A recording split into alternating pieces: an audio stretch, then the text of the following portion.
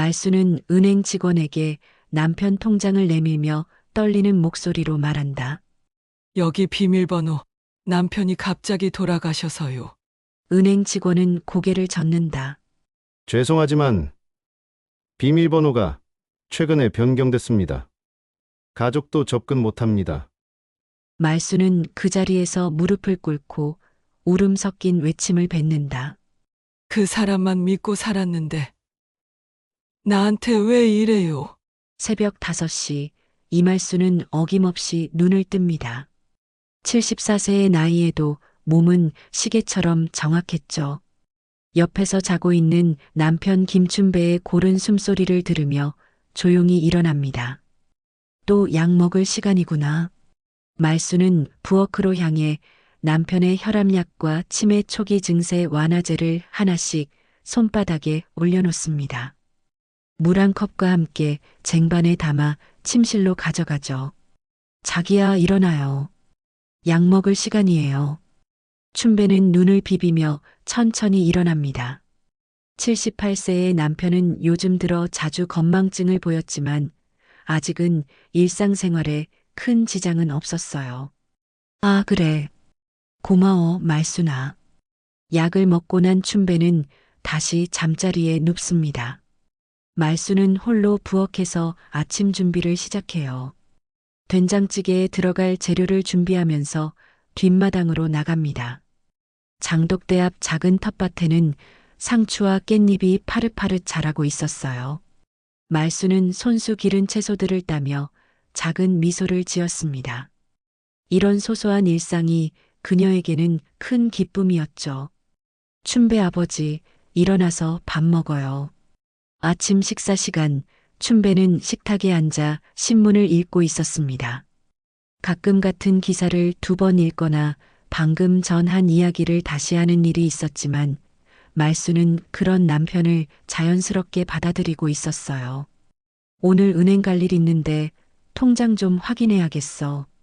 춘배가 말하자 말수는 고개를 끄덕였습니다. 그래요. 그런데 비밀번호는 기억하고 있지요? 물론이지.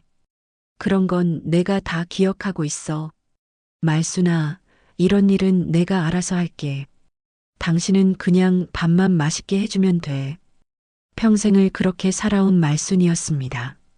결혼 후 50년 동안 가게의 재정은 모두 남편이 관리했어요. 통장도 비밀번호도 심지어 가족보험까지 모든 것을 춘배가 혼자 챙겨왔죠. 말수는 그것이 자연스러운 일이라고 생각했습니다. 남편이 공무원으로 일하며 가정을 책임지는 동안 자신은 집안일과 자녀 양육에 전념했으니까요. 정희는 언제 연락 왔나? 지난주에 잠깐 안부 전화 왔어요. 바쁘다고 하더라고요. 장녀 김정희는 48살의 중학교 교사였습니다. 결혼 후 맞벌이를 하며 자신의 생활에 바빴어요. 아이들 교육에 신경 쓰느라 부모님께는 명절이나 생일 때나 연락을 하는 정도였죠. 진수는 어때? 진수는 아직 힘들어하는 것 같아요. 장남 김진수는 몇 년 전 사업에 실패한 후 부모님께 경제적으로 의존하고 있었습니다. 44살의 나이에 다시 시작하기엔 쉽지 않았거든요. 춘배는 한숨을 쉬며 신문을 접었습니다. 아이들 걱정은 우리가 해도 소용없어. 각자 알아서 살아가는 거지. 그날 오후 춘배는 은행에 다녀왔습니다. 돌아와서는 서재에 들어가 무언가를 정리하고 있었어요. 말수는 호기심이 있었지만 남편의 일에 끼어들지 않았습니다. 춘배 아버지, 저녁 드세요. 아, 그래. 잠깐만. 춘배는 서재 문을 잠그고 나왔습니다. 요즘 들어 서재 문을 자주 잠그는 모습이 조금 이상했지만 말수는 별다른 말을 하지 않았어요. 저녁을 먹으면서 춘배가 말했습니다. 말수나, 내가 만약 먼저 가게 되면. 아니, 그런 일은 없겠지만. 무슨 소리예요? 갑자기 왜 그런 말을 해요? 아니야, 그냥. 요즘 나이가 나이다 보니 이런저런 생각이 들어서. 그날 밤 춘배는 평소보다 일찍 잠자리에 들었습니다. 말수는 설거지를 마치고 거실에서 텔레비전을 보고 있었어요. 평범한 저녁이었습니다. 새벽 4시쯤 말수는 이상한 적막감에 잠에서 깼습니다. 옆에서 자고 있어야 할 남편의 숨소리가 들리지 않았어요. 춘배 아버지? 남편은 자는 듯 편안한 표정으로 누워 있었습니다. 하지만 아무리 불러도 대답이 없었어요. 말수는 남편의 손을 잡았습니다. 차가웠습니다. 춘배 아버지, 춘배 아버지. 말순의 비명소리가 새벽 정적을 깨뜨렸습니다. 김춘배는 자는 듯이 눈을 감고 다시는 일어나지 않았어요. 그때까지 말수는 몰랐습니다. 남편이 세상을 떠나면서 비밀번호도 함께 가져갔다는 것을, 그리고 자신의 진짜 시험은 이제 시작이라는 것을 말이죠. 구급차 사이렌 소리가 새벽 정적을 깨뜨렸습니다. 말수는 남편의 차가운 손을 놓지 못한 채 멍하니 서 있었어요. 응급실에서 의사는 담담하게 말했습니다. 심장마비로 추정됩니다. 고통 없이 편안하게 가셨을 거예요. 편안하게 가셨다는 말이 말순에게는 위로가 되지 않았습니다. 50년을 함께 산 남편이 한순간에 사라져버렸으니까요. 장례식 준비는 생각보다 복잡했습니다. 장녀 정희가 직장에서 휴가를 내고 달려왔고 진수도 부랴부랴 집에 왔어요. 엄마, 장례식장부터 예약해야 해요. 아버지 통장에서 돈 찾아서 결제하죠. 정희의 말에 말수는 고개를 끄덕였습니다. 평생 남편이 관리하던 돈이니까 당연히 그 돈으로 장례를 치러야 한다고 생각했어요. 그런데 엄마 아버지 통장 비밀번호 아세요? 아, 그건 아버지가 항상 혼자 하셨는데. 말수는 당황했습니다. 남편이 은행 업무를 볼 때마다 따라가긴 했지만 비밀번호를 누르는 건 항상 춘배가 했거든요. 에이, 설마 엄마가 모르실 리가 있나요? 생각해 보세요. 진수가 말했지만 말수는 정말 몰랐습니다. 남편이 내가 알아서 할게라고 할 때마다 그래, 당신이 알아서 하세요라고 대답했던 자신이 후회스러웠어요. 장례식장에 도착해서 상담을 받는데 직원이 말했습니다. 결제는 어떻게 하시겠어요? 카드나 계좌이체 가능하세요? 계좌이체로 하겠습니다. 정희가 자신 있게 대답했지만 막상 은행에 갔을 때 문제가 생겼습니다. 비밀번호가 틀렸습니다. 다시 입력해 주세요. ATM 기계에서 나온 메시지를 본 말수는 식은땀이 났습니다. 남편의 생일, 결혼기념일, 아이들 생일. 생각나는 모든 숫자를 넣어봤지만 모두 틀렸어요. 엄마, 정말 모르세요? 아버지가 자주 쓰던 숫자 같은 거 없어요? 아니야. 정말 모르겠어. 은행 창구로 갔습니다. 직원은 친절하게 설명해 주었어요. 고객님, 통장 명의자가 돌아가신 경우에는 상속 절차를 거쳐야 합니다. 그리고 이 통장은 단독 명의로 되어 있네요. 단독 명의요? 네, 배우자분과 공동 명의가 아니라 고인분 단독 명의입니다. 비밀번호가 변경된 시점은 작년 말쯤이네요. 말수는 충격을 받았습니다.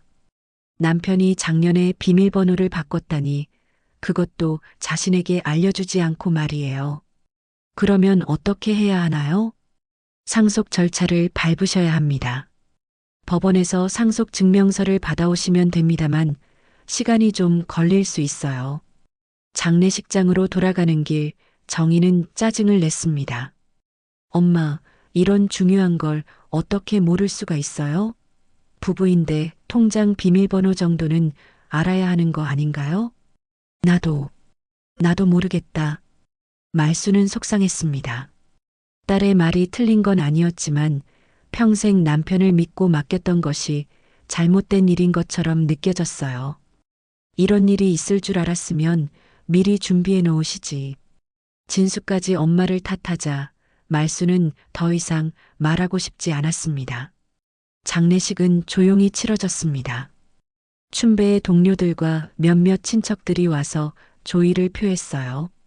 말수는 검은 상복을 입고 조문객들을 맞이했지만 마음 한편으로는 계속 통장 문제가 걱정됐습니다. 장례식이 끝나고 집으로 돌아와서 정희가 말했습니다. 엄마, 당분간 장례비는 제가 먼저 낼게요. 나중에 아버지 통장에서 찾으면 그때 주세요.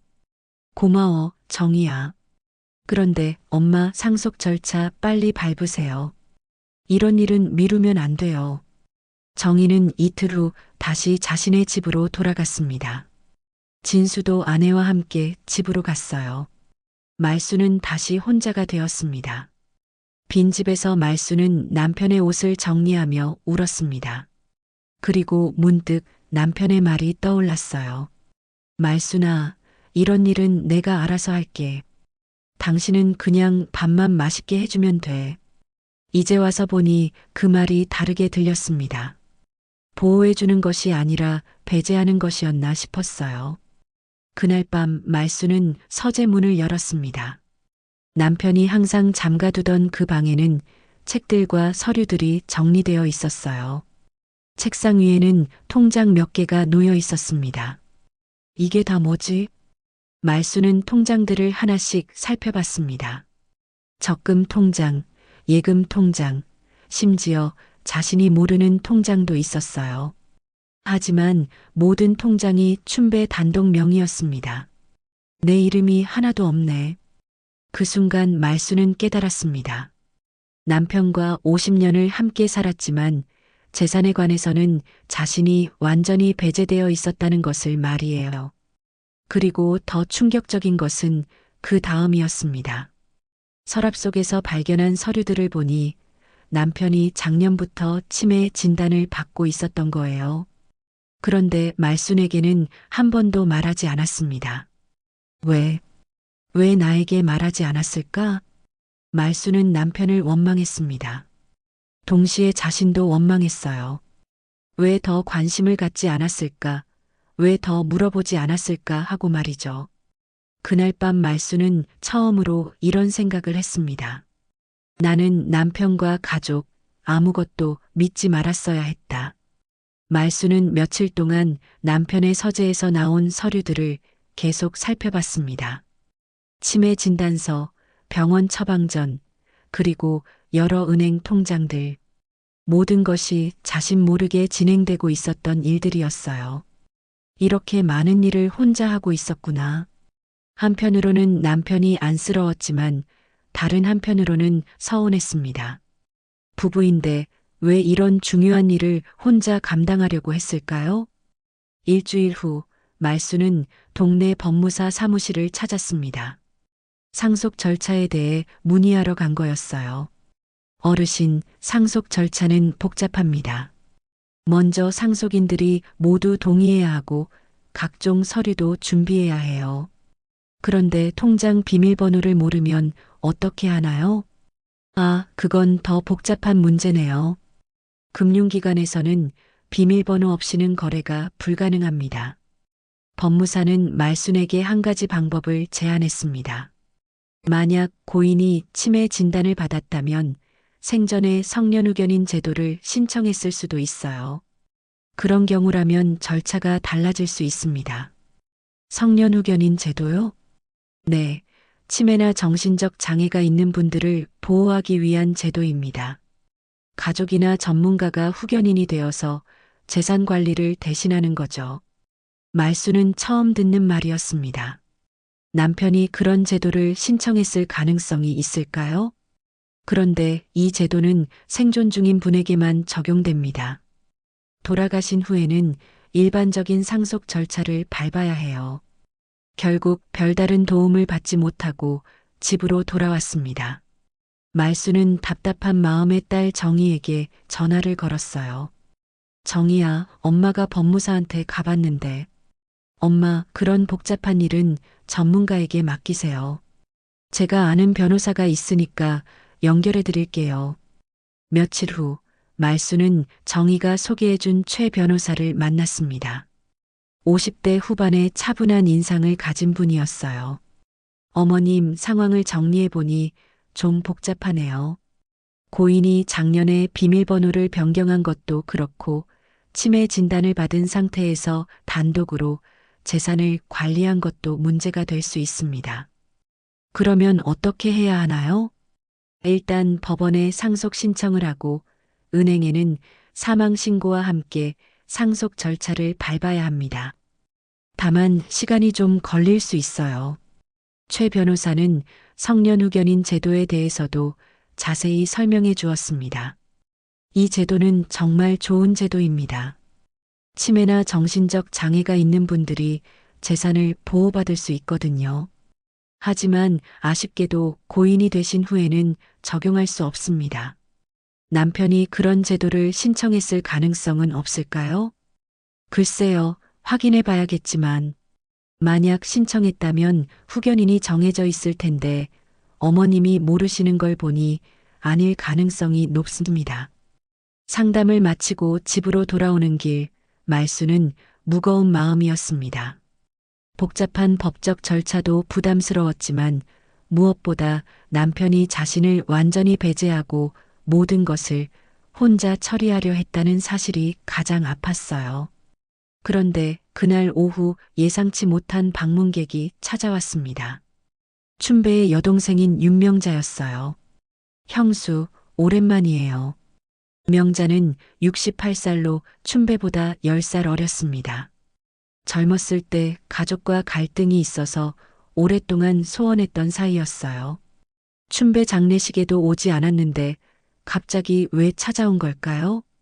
아이고, 명자야. 어쩐 일이니? 오빠 일로 와서 그래요. 늦었지만 조의를 표하고 싶어서요. 명자는 정중하게 절을 했습니다. 그런데 그 다음 말이 의외였어요. 그런데 형수, 오빠 재산 정리는 어떻게 되고 있어요? 아직 복잡해서 변호사 선임해서 진행하고 있어. 그래요? 그런데 제가 알기로는 은행 통장들이 오빠 단독 명의로 되어 있다고 들었는데 말수는 놀랐습니다. 명자가 어떻게 그런 사실을 알고 있는 걸까요? 그게 맞기는 한데. 형수, 죄송한 말씀이지만 저도 유족이잖아요. 오빠가 돌아가신 이상 형수만 상속받는 건 아니잖아요. 명자의 말에 말수는 당황했습니다.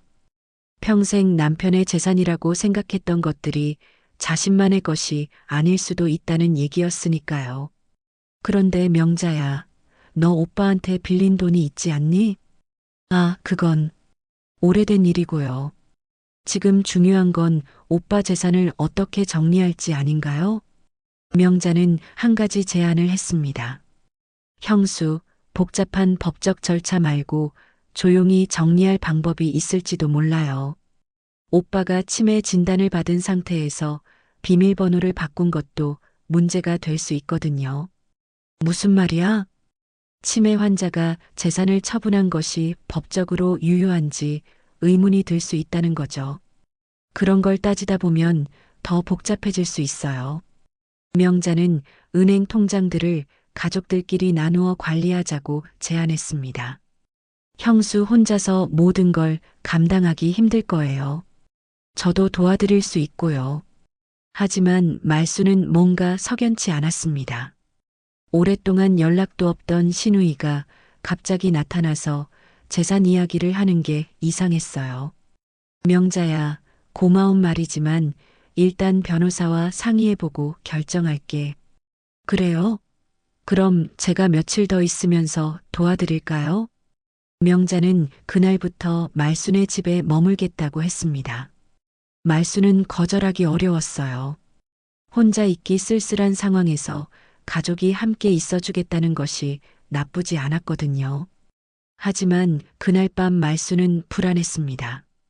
뭔가 복잡한 일들이 얽혀 있는 것 같았어요. 남편이 숨겨둔 것들이 하나씩 드러나고 있었고 예상치 못한 사람들이 나타나고 있었습니다. 이제 어떻게 해야 하지? 말수는 처음으로 자신이 완전히 혼자라는 것을 깨달았습니다. 믿고 의지했던 남편도 없고 자녀들도 각자의 삶에 바쁘고 이제는 시누이까지 재산을 나누자고 하고 있었어요. 명자가 집에 머무르기 시작한 지 사흘째 되던 날 말수는 더 이상 참을 수 없었습니다. 시누이는 계속해서 재산 분할 이야기를 꺼내며 은행 통장들을 함께 관리하자고 제안했거든요. 형수, 오빠가 돌아가셨으니 이제 현실적으로 생각해야 해요. 혼자서는 한계가 있잖아요. 명자야, 나도 생각이 있어. 조금만 기다려줘. 그날 밤 말수는 결심했습니다. 남편이 어딘가에 비밀번호를 적어 놓았을 거라고 생각했어요. 50년을 함께 산 남편이니까 분명히 흔적을 남겨뒀을 거라고 믿었습니다. 새벽 일찍 말수는 서재부터 뒤지기 시작했습니다. 책상 서랍, 책장 사이, 파일 속. 모든 곳을 하나하나 살펴봤어요. 분명히 어딘가에 있을 거야. 춘배는 기억력이 나빠지면서 중요한 것들을 메모하는 습관이 있었습니다. 냉장고에 붙어 있는 메모지, 전화기 옆 수첩, 심지어 달력에도 작은 글씨로 무언가를 적어 놓곤 했어요. 서재를 뒤진 후 말수는 침실 장롱을 열었습니다. 남편의 옷들 사이사이를 살펴보니 주머니에서 여러 가지 물건들이 나왔어요. 영수증, 약국 처방전, 그리고 작은 수첩 하나가 있었습니다. 이게 뭐지? 수첩을 펼쳐보니 춘배의 손글씨로 여러 숫자들이 적혀 있었어요. 날짜도 없고 설명도 없이 숫자만 나열되어 있었습니다. 412, 1970, 405, 2847, 6153. 말수는 가슴이 두근거렸습니다. 이것들이 혹시 비밀번호와 관련된 숫자들일까요? 412는 정희의 생일이고 1974는 우리 결혼한 해구나. 하나씩 살펴보니 의미가 있는 숫자들이었습니다. 105는 진수의 생일이었고 나머지 숫자들도 가족과 관련된 것들 같았어요. 그때 명자가 말순의 방으로 들어왔습니다. 형수, 뭐 하세요? 아, 이거. 춘배가 적어놓은 메모를 찾았어. 명자는 관심을 보이며 수첩을 들여다봤습니다. 오빠가 숫자를 적어 놓았네요. 혹시 은행 비밀번호 관련된 거 아닐까요? 나도 그런 생각이 들어서. 그럼 은행 가서 시도해 볼까요? 명자의 제안에 말수는 고개를 끄덕였습니다. 하지만 마음 한편으로는 시누이가 너무 적극적인 게 신경 쓰였어요. 은행에 도착해서 ATM 기계 앞에 섰습니다. 말수는 떨리는 손으로 첫 번째 숫자 조합을 입력했어요. 412. 하지만 역시 비밀번호가 틀렸다는 메시지가 나왔습니다. 두 번째, 세 번째 숫자도 마찬가지였어요. 이상하네. 분명히 의미가 있는 숫자들인데. 명자가 말했습니다. 형수, 혹시 순서를 바꿔서 해볼까요? 아니면 숫자를 조합해서 만들 수도 있고요.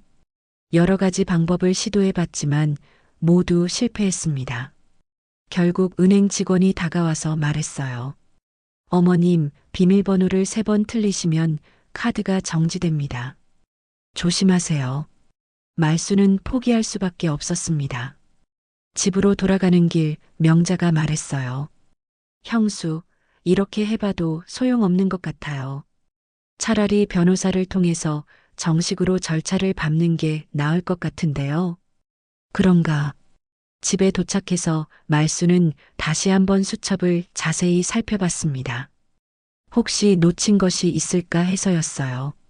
그때 진수가 찾아왔습니다. 며느리와 함께 온 거였어요. 엄마, 어떻게 지내세요? 그저 그래. 진수는 어머니의 답답한 표정을 보고 물었습니다. 무슨 일 있으세요? 말수는 수첩을 보여주며 그동안 있었던 일을 설명했어요. 진수는 수첩을 받아들고 숫자들을 살펴봤습니다. 이거 우리 가족 생일들이네요. 그런데 이 숫자들은 뭘까요? 그것도 모르겠어. 아버지가 자주 쓰던 숫자들 같은데. 진수는 숫자들을 다시 한번 보더니 말했습니다. 엄마, 혹시 이 숫자들을 다른 방식으로 조합해 볼까요? 예를 들어 앞에 두 자리씩 따서 만든다든지. 그런 방법도 있겠네. 하지만 진수의 며느리가 끼어들었습니다. 어머니, 이런 식으로 해봐도 시간만 낭비하는 것 같아요. 그리고 솔직히 말씀드리면 이 집도 아버님 명의니까 상속 문제가 해결되기 전에는 어머니가 계속 계실 수 있을지 모르겠어요. 며느리의 말에 말수는 충격을 받았습니다. 평생 살던 집에서 쫓겨날 수도 있다는 얘기였으니까요. 무슨 말이야? 법적으로는 상속인들이 합의해서 처분을 결정할 수 있거든요. 만약 집을 팔아서 현금으로 나누기로 하면 진수가 며느리를 말렸습니다. 여보, 그런 말 하지 마. 엄마가 어디 가시게?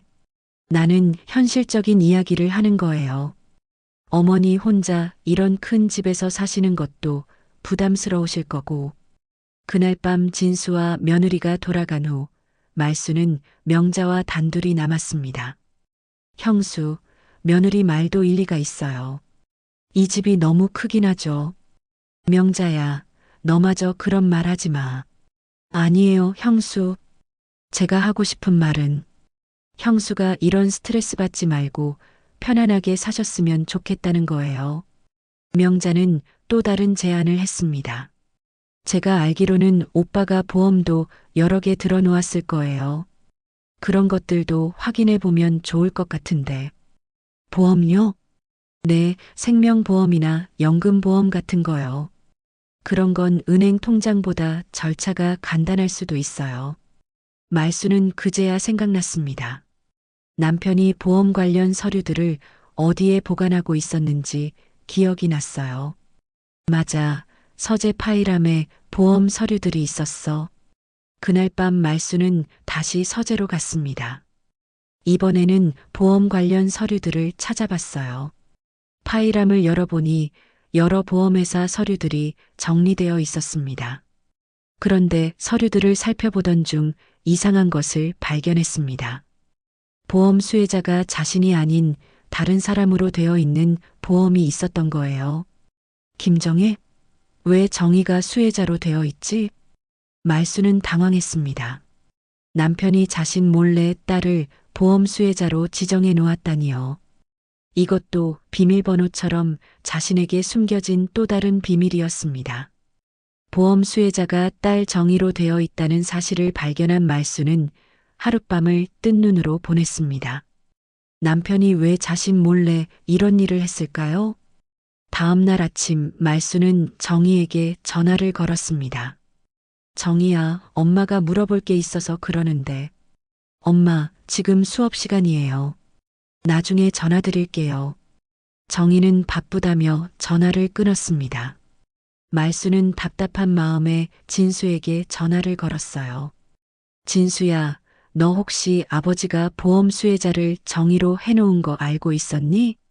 네. 그게 무슨 말씀이세요? 아버지가 생명보험 수혜자를 정희로 해놓았어. 엄마는 몰랐는데. 진수는 잠시 침묵했습니다. 그러더니 말했어요. 엄마, 그건 아버지 나름대로 생각이 있으셨을 거예요.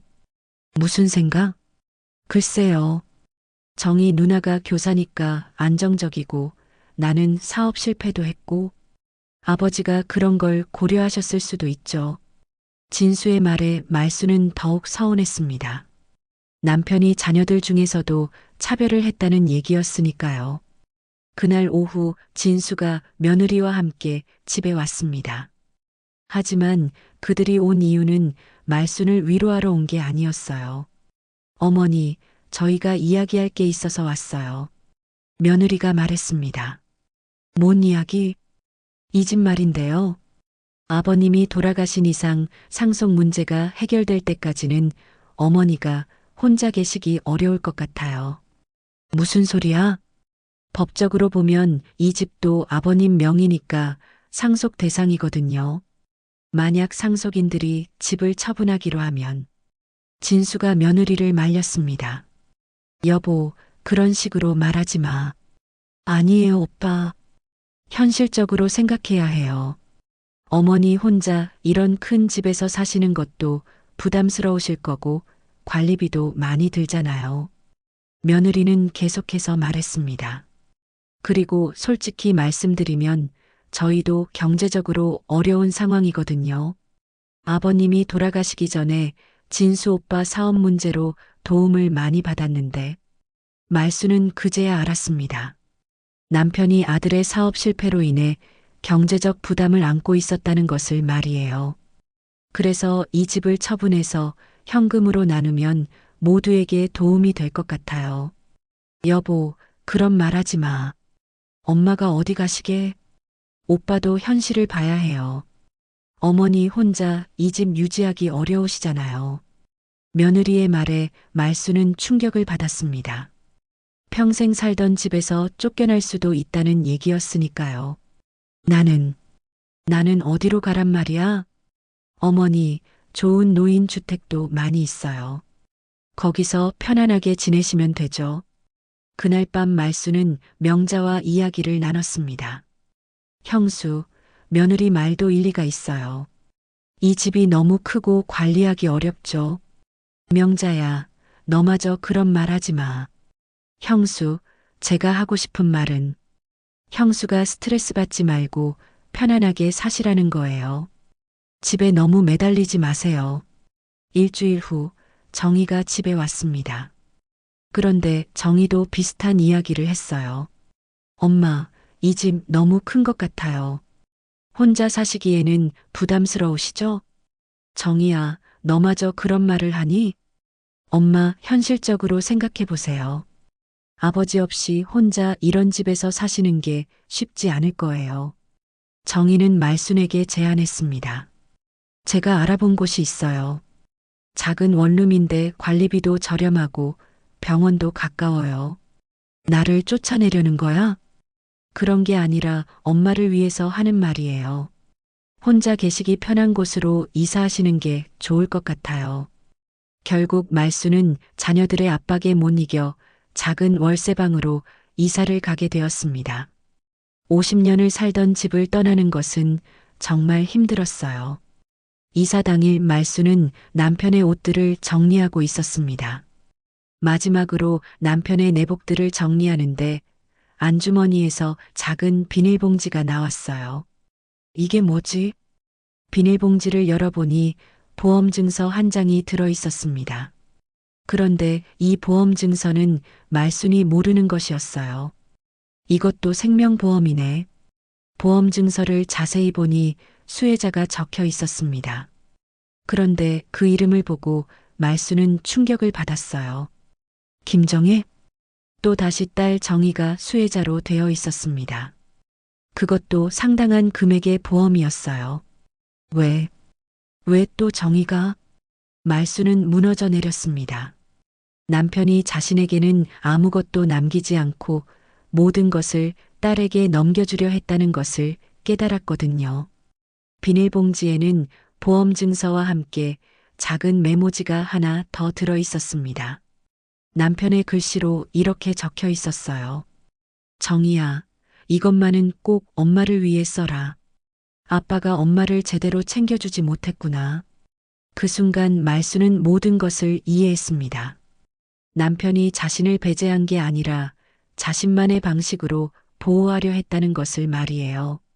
하지만 동시에 의문이 들었습니다. 정희가 이 사실을 알고 있었을까요? 만약 안다면 왜 자신을 이렇게 대하고 있는 걸까요? 월세방에 도착한 말수는 그 보험 증서를 들고 정희에게 전화를 걸었습니다. 정희야, 엄마가 물어볼 게 있어.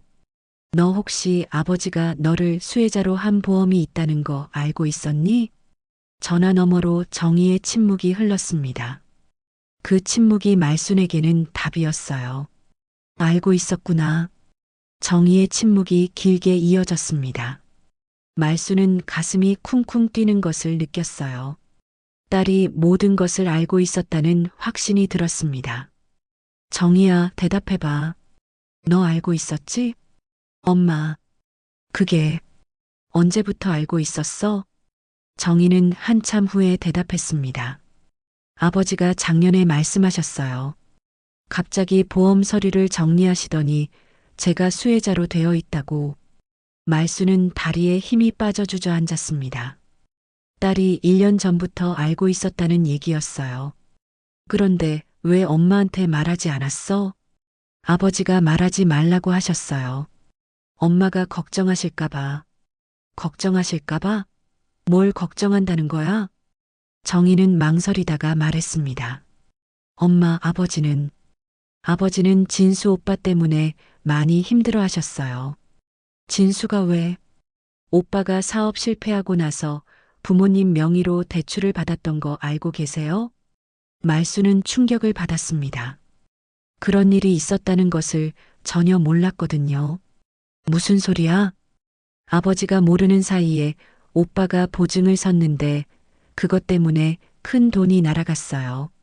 아버지가 얼마나 속상해 하셨는지 몰라요. 정희는 계속해서 말했습니다. 그래서 아버지가 더 이상 누구도 믿지 못하게 되신 거예요. 엄마한테도 말씀 안 하시고 모든 걸 혼자 처리하려고 하셨던 거죠. 말수는 남편의 마음을 이해할 수 있었습니다. 아들을 믿었다가 큰 상처를 받았으니까요. 그런데 정희야, 내 아버지가 그런 일을 당했는데도 너는 왜 엄마를 이렇게 대하니? 엄마, 저도 힘들어요. 정희의 목소리가 떨렸습니다. 아버지가 돌아가시기 전에 저한테 말씀하셨어요. 이 보험금으로 엄마를 잘 모시라고. 그런데 솔직히 말씀드리면 저희도 경제적으로 여유가 없어요. 맞벌이에도 아이들 교육비에 집 대출. 정말 빠듯해요. 정희는 울먹이며 말했습니다. 엄마, 제가 나쁜 딸인 거 알아요. 하지만 저도 어떻게 해야 할지 모르겠어요. 말수는 딸의 사정을 이해했습니다. 하지만 동시에 배신감도 느꼈어요. 그럼 너는 그 보험금을 어떻게 하려고 했니? 저는 정말 엄마를 위해 쓰려고 했어요. 하지만 당장 저희가 너무 힘들어서. 정희는 진실을 털어놓았습니다. 남편의 사업이 잘 안 되고 있고 아이들 교육비에 집 대출까지 겹쳐서 매달 적자를 면치 못하고 있다는 것을 말이에요. 엄마, 미안해요. 정말 미안해요. 전화를 끊고 나서 말수는 한참 동안 생각했습니다. 남편도 딸도 아들도 모두 각자의 사정이 있었던 거예요. 다음 날 말수는 진수를 불러 물어봤습니다. 진수야, 너 정말 아버지 모르게 대출을 받았니? 진수는 얼굴이 붉어지며 고개를 숙였습니다. 엄마, 죄송해요. 얼마나 큰 돈이었니? 2천만 원 정도. 2천만 원? 말수는 그제야 남편이 왜 그렇게 모든 것을 숨겼는지 알 수 있었습니다. 아들을 믿었다가 큰 상처를 받았으니까요. 아버지가 그 돈을 갚으셨니? 네. 아버지가 적금을 해지하셔서 갚으셨어요. 진수는 눈물을 흘리며 말했습니다. 엄마, 저 때문에 아버지가 고생하셨어요. 정말 죄송해요. 그날 밤 말수는 남편의 마지막 메시지를 다시 읽어봤습니다. 보험 증서와 함께 들어있던 그 작은 메모지를 말이에요. 정희야, 이것만은 꼭 엄마를 위해 써라. 아빠가 엄마를 제대로 챙겨주지 못했구나. 남편의 글씨를 보니 마음이 아팠습니다. 남편도 자신만의 방식으로 가족을 보호하려 했던 거였어요. 며칠 후 말수는 정희를 만나자고 했습니다. 작은 카페에서 마주 앉은 모녀는 한참 동안 말이 없었어요. 정희야, 엄마가 생각해 봤는데. 엄마, 그 보험금 너 가져. 정희는 깜짝 놀랐습니다. 엄마, 그게 무슨 말씀이세요? 내 아버지가 너한테 맡긴 거잖아. 그럼 내가 갖는 게 맞지. 하지만 아버지는 엄마를 위해서 쓰라고 하셨어요. 말수는 미소를 지었습니다. 정희야, 엄마는 이제 알았어. 너희들 모두 각자의 사정이 있다는 걸 말이야. 엄마. 그리고 엄마도 이제 스스로 살아갈 방법을 생각해 볼 거야. 누구한테 기대지 말고 말이야.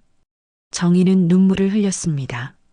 엄마, 정말 죄송해요. 제가 못된 딸이에요. 아니야, 너도 내 가정이 있으니까 그럴 수밖에 없지. 말수는 딸의 손을 잡았습니다. 대신 한 가지만 약속해줘. 앞으로는 엄마한테 거짓말하지 마.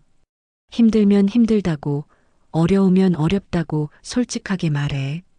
그날 말수는 결심했습니다. 이제 누구에게도 의존하지 않고 자신만의 방식으로 살아가겠다고 말이에요. 남편이 남긴 진짜 메시지를 찾아서 자신의 몫을 찾아내겠다고 다짐했습니다. 정희와의 만남 후 일주일이 지났습니다. 말수는 좁은 월세방에서 홀로 지내며 많은 생각을 했어요. 가족들의 진실을 알고 나니 오히려 마음이 편해졌습니다. 이제 정말 혼자구나. 하지만 두렵지는 않았습니다. 오히려 자유로운 기분이었어요. 누구를 탓하거나 원망할 필요도 없었고 누구에게 기대할 이유도 없었으니까요. 그런데 그날 오후 말수는 문득 궁금한 게 생겼습니다. 남편이 정말 자신에게는 아무것도 남기지 않았을까요? 그렇게 50년을 함께 살면서 말이에요. 분명히 뭔가 있을 거야. 말수는 다시 한번 남편의 유품들을 살펴보기로 했습니다. 이사할 때 가져온 것들이 많지는 않았지만 꼼꼼히 다시 한번 살펴볼 필요가 있었어요. 남편의 낡은 지갑을 열어보니 여러 카드들과 함께 작은 메모지가 하나 있었습니다. 전에는 영수증인 줄 알고 대충 넘어갔던 것이었어요. 이게 뭐지? 메모지를 펼쳐보니 남편의 글씨로 이렇게 적혀 있었습니다. 말수나 미안해. 내가 당신을 믿지 못한 게 아니야. 다만 당신이 나보다 오래 살 거라는 걸 알았기 때문에 내 방식으로 준비했어. 서재 책장 뒤를 봐. 말수는 가슴이 뛰었습니다. 남편이 자신에게 남긴 마지막 메시지였던 거예요. 서재 책장 뒤? 하지만 문제가 있었습니다. 말수는 이미 집에서 나와 있었고 그 집은 이제 상속 문제로 출입이 어려웠어요. 고민 끝에 말수는 진수에게 전화를 걸었습니다. 진수야, 엄마가 집에 잠깐 들어가서 확인할 게 있어서 그러는데. 엄마, 무슨 일이세요? 아버지가 남긴 메모를 찾았는데 서재에 뭔가 숨겨놓으신 것 같아. 진수는 바로 이해했습니다. 지금 가볼까요? 저도 궁금해요. 1시간 후 말수는 진수와 함께 옛집에 도착했습니다. 오랜만에 보는 집은 텅 비어 있었지만 여전히 정겨웠어요. 서재로 들어가서 책장을 살펴봤습니다. 남편이 말한 책장 뒤가 어디인지 찾아봤어요. 엄마, 이 책장 뒤에 틈이 있는 것 같아요. 진수가 책장을 조금 옮겨보니 벽과 책장 사이에 작은 공간이 있었습니다. 그 안에서 봉투 하나가 나왔어요. 이게 뭐지? 봉투를 열어보니 편지 한 장과 통장 하나, 그리고 작은 열쇠가 들어 있었습니다. 편지를 읽어보니 남편의 마지막 마음이 고스란히 담겨 있었어요. 말수나, 내가 이 편지를 쓸 때쯤이면 아마 치매가 더 심해져서 당신께 제대로 말씀드리지 못할 것 같아. 그래서 미리 이렇게 준비해 놓습니다. 당신은 모르겠지만 나는 항상 당신이 나보다 오래 살 거라 믿었어. 그래서 내가 먼저 가더라도 당신이 편안하게 살 수 있도록 준비했어요. 진수가 사업 실패로 우리 명의 대출을 받은 일, 당신은 모르죠? 나는 당신이 그런 걱정을 하지 않았으면 했어요. 그래서 혼자 해결했습니다. 정희에게 보험금을 남긴 것도 당신을 위해서였어요.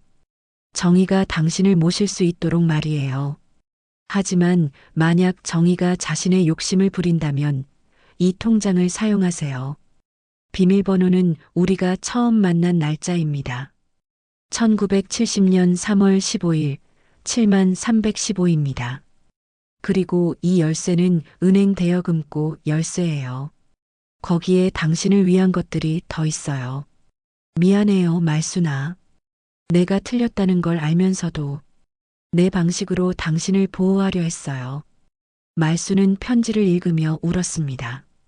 남편이 자신을 배제한 게 아니라 자신만의 방식으로 보호하려 했다는 것을 알 수 있었거든요. 엄마, 우리 은행에 가볼까요? 진수와 함께 은행에 갔습니다.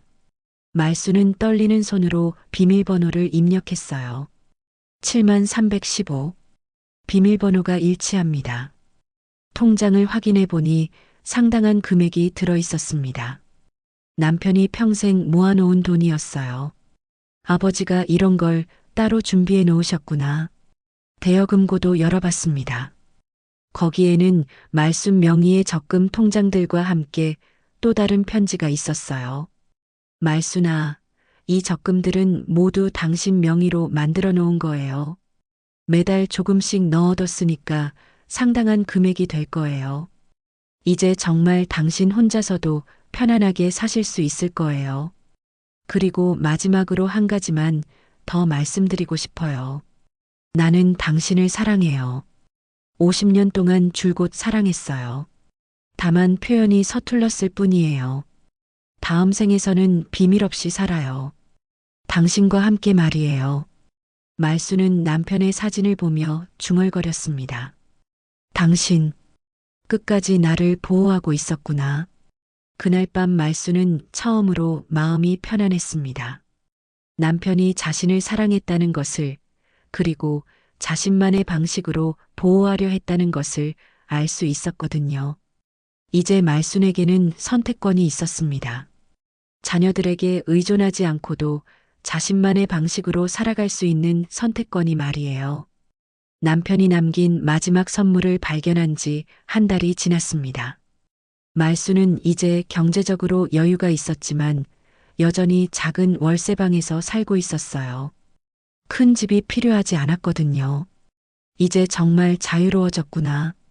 그날 오후 말수는 정희를 불러서 만났습니다. 딸은 여전히 미안해하는 표정이었어요. 엄마, 정말 죄송해요. 제가 아버지 뜻을 제대로 이해하지 못했어요. 정희야, 괜찮아. 이제 다 지난 일이야. 말수는 보험금 수령 포기서를 정희에게 내밀었습니다. 엄마, 이게 뭐예요? 내 아버지가 너한테 맡긴 거니까 내가 가져. 대신 너 가정 잘 꾸리고 아이들 교육 잘 시켜.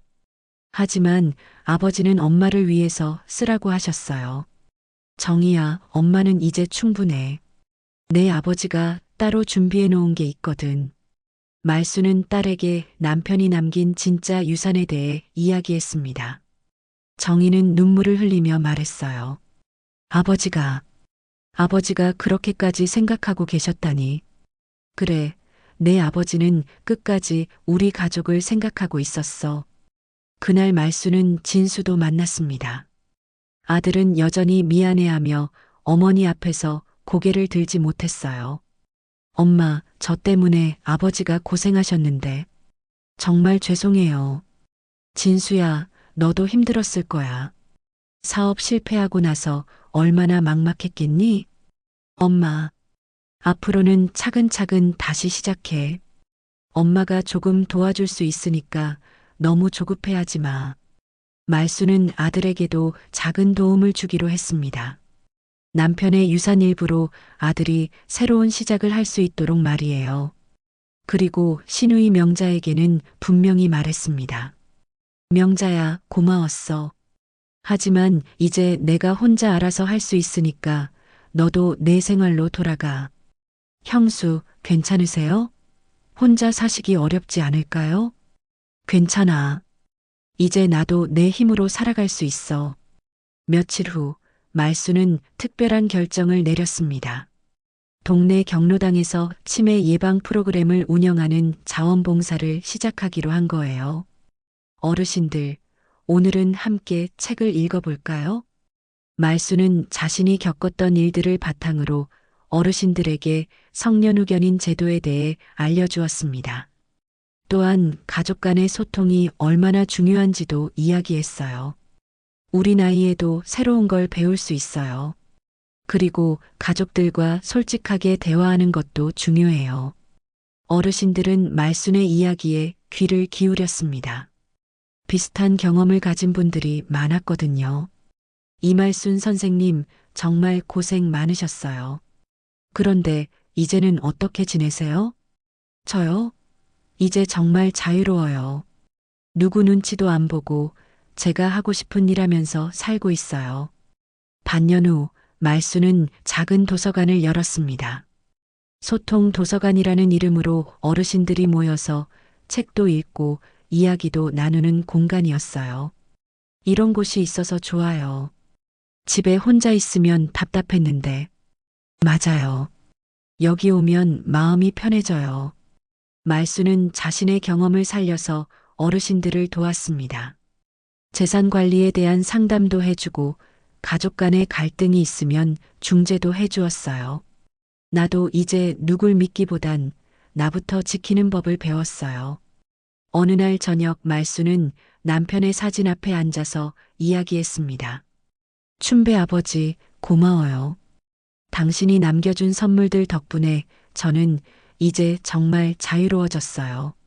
사진 속 남편은 여전히 온화한 미소를 짓고 있었습니다. 그런데 말이에요. 다음 생에서는 정말 비밀 없이 살아요. 서로 속마음을 다 털어놓고 살아요. 말수는 작은 웃음을 지었습니다. 아, 그리고 다음 생에서는 제가 통장 비밀번호 관리할게요. 당신은 요리나 하시고 말이에요. 그날 밤 말수는 오랜만에 편안한 잠에 들었습니다. 더 이상 누구에게 의존하지 않고 누구를 원망하지도 않는 자유로운 삶을 살고 있었거든요. 다음 날 아침 도서관에서 어르신들과 함께 차를 마시며 말순이 말했습니다. 인생은 언제든지 다시 시작할 수 있어요. 이른이 넘어서도 새로운 꿈을 꿀 수 있고 새로운 사람들과 만날 수 있어요. 맞아요, 말순 선생님. 우리도 아직 할 일이 많아요.